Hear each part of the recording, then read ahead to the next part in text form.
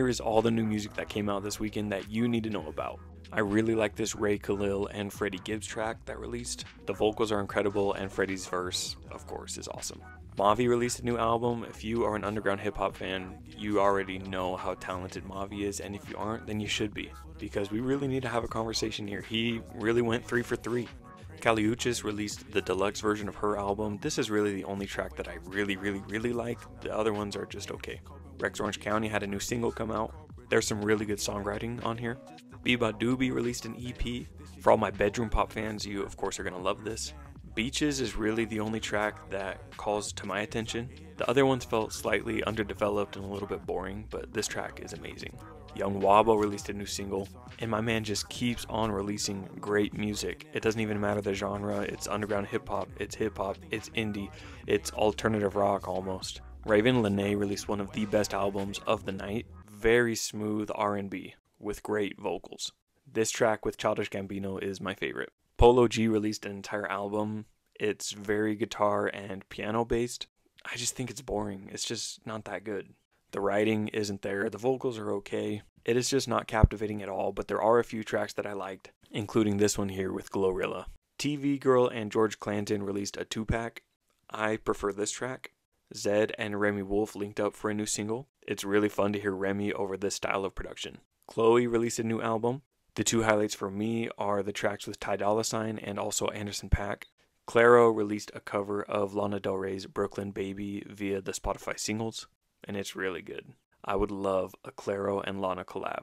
Lotto released a new album. It's not bad by any means, but it's also just not great by any means. It's kind of stuck in no man's land.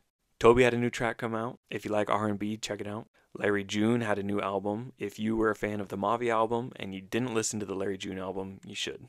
Very laid back West Coast styled production, and Larry June just raps about like luxurious living again. The Smile had a new track come out. If you don't know, that is Tom York and Johnny Greenwood of Radiohead, along with a couple other band members obviously. This isn't their best track by any means, but it's still great. Adrienne Lenker released a new single.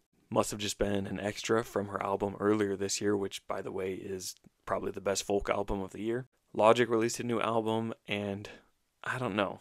I have mixed feelings on it because it's not bad at all, and I actually really enjoyed the skits and the concept of the album, but he still is just kind of a little bit lyrical miracle for me, at times corny. This track with DJ Drama is the only one I saved, actually, if I'm being completely honest. Benny the Butcher released a new album with the Black Soprano family, and also, I wasn't extremely impressed. It wasn't bad at all, but there just are no highlights on the album, really. The track that I liked the best is Higher, but I left a little bit disappointed after first listen.